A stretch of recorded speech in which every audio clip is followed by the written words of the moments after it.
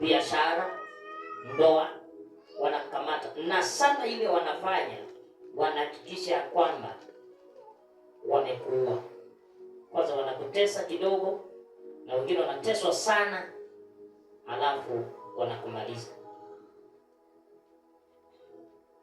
Wako watu wengi ambao leo hawaendi kazi, wako kwa nyumba, hawaendi biashara ile hali walikuwa na business kubwa. Kuna mama mmoja aliolewa yeye na mwenzake, wakati wa neno ndio wakati kubebeshana mabali, yeye na mwenzake. Nataka kutumia dakika chache, so nahitaji concentration yenu sana. Waliolewa boma moja. So mama mkubwa alikuwa ni mtu wa waganga, na huyu mdogo alikuwa tu ni mtu wa kwenda church. Na huyu mdogo akabarikiwa sana, akafanikiwa, akawa anauza nguo mpaka akawa anaenda Kampala kuchukua nguo akizileta Kenya. Hii ni a real story.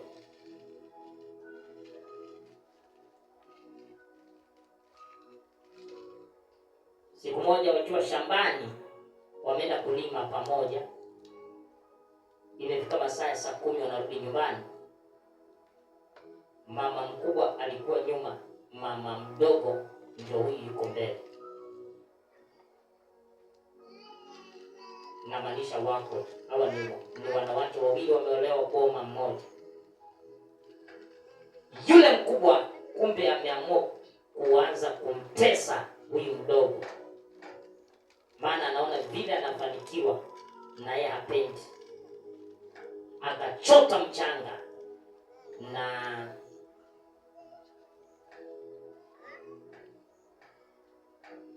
kama unaelewa, wamama wanapotoka shambani wengi wanabebaga makuni zao. So yule mdogo ako mbele, akageuka nyuma kumwangalia, akaona kama kuna kitu anafanya. Akamuuliza, kwani unafanya nini? Akamwambia, ni kuni yangu moja ilikuwa imefanya nini, imeanguka, ndio nilikuwa nachukua.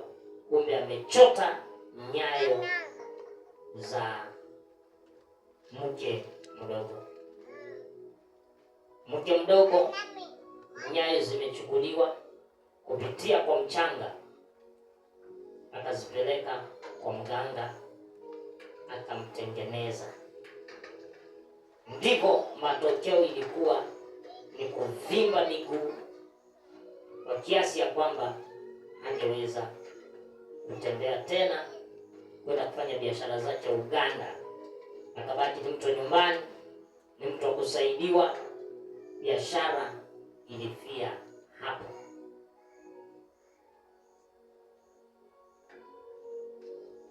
Wapo watu wengi ambao wamemalizwa kwa staili hii.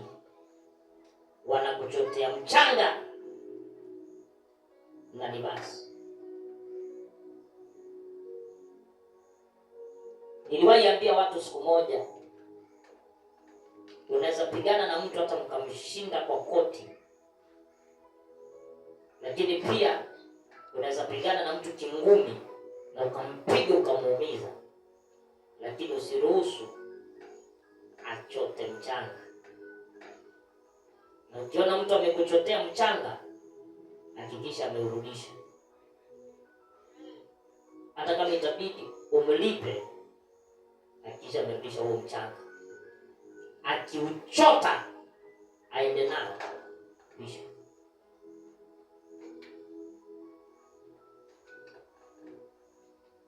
Hapo unapofanyia business,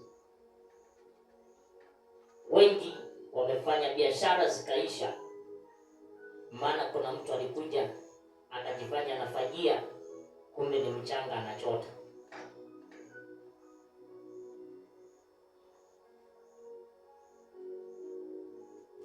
Mchanga akishachukua hatua zako mali zimekanyaga,